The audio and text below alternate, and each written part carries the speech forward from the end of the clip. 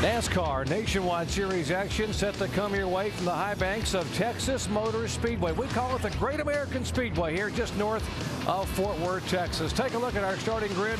Carl Edwards picking up his fourth pole of the year. He'll be flanked by four-time Texas winner Kevin Harvick and Bobby Hamilton Jr., his best qualifying effort of the year. Watch for Bobby Jr. to be a factor. He starts third today. Now, while you watch to see where your favorite driver is starting, let's visit with our in-race reporter, the driver, the U.S. Navy Chevrolet, Brad Keselowski, who starts 14th. Brad, Dale Jarrett, ESPN. You have a copy? 10-4, I got you. Hey, Brad, we've seen you have a sensational season in only your second year in this series.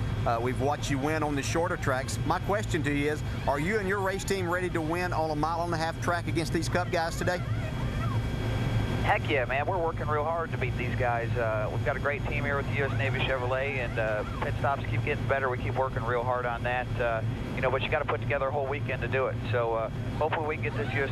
Navy Chevrolet in front of them and get by them and get a win here in Texas. Okay, Brad, our second question comes from our ESPN mailbag, and one of your fans, Riley in Atlanta, Georgia, would like to know, what is the most challenging part of running double duty this weekend? Well, the most challenging part for me is it's my first time doing it. So, I feel like I'm capable of driving each car. It's just mentally going back and forth that makes it difficult. So, the more I do it, the better I'll get at it for sure. And if you look at drivers like Mark Martin, who've done it, for 15 years or so, they continue to get better and better because of how they do that. So I think there's still a lot you can learn. Even though the two cars are different, you learn a lot about the track and all that stuff. So hopefully that'll transfer over here today and we'll get a victory. All right, Brad, thanks for talking with us today. Have a great race. Now, Andy's going to talk with your crew chief, Tony Uri Sr. Hey, Pops, Andy Petrie up here. Have you got us? Yes, sir. Loud and clear. Hey, Pops, how much do you think this racetrack is going to change today, and how much are you going to plan on adjusting this 88 car? Well, we got a little bit of adjustment built in it. We tried a little different stuff today. Our car has been getting looser as the day went for the last 3 or 4 mile-and-a-half racetrack. So we're trying a little different setup today. We're going to test a little bit here in Homestead.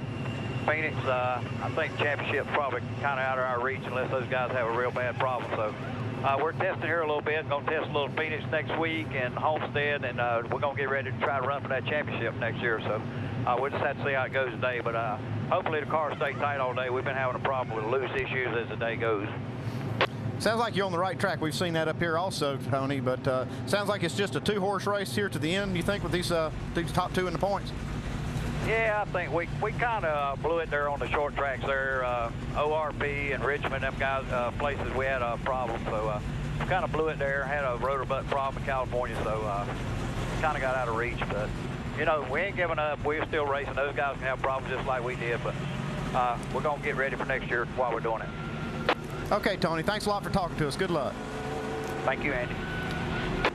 Let's take a closer look at this championship battle between Boyer and Edwards over the last 6 races. And folks, Carl Edwards on the move. He's won twice, finished in the top 5 all 6 races, and he cut 80 points off that lead just last week at Memphis, and now the difference is just a total of 116 points.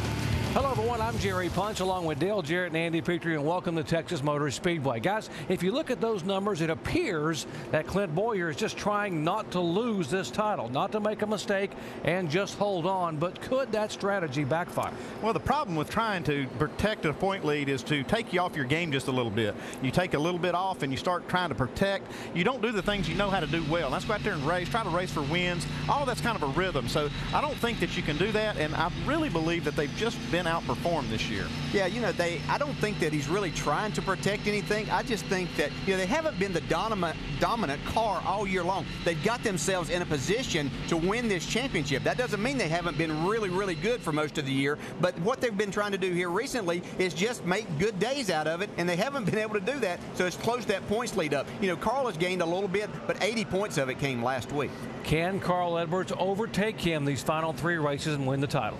Well, I think so, and I said that the 60 car had outperformed the 2 car this year. Really, I meant this last part of the season. I think that's the key. You're going to see this 60 car run well and run for the win. And if Clint Boyer, I think he's just basically not had the performance lately, so he has to be able to do that. Yeah. Can he catch him? Yeah, sure he can. Will he? Not very likely. I think Clint Boyer's probably going to win this championship.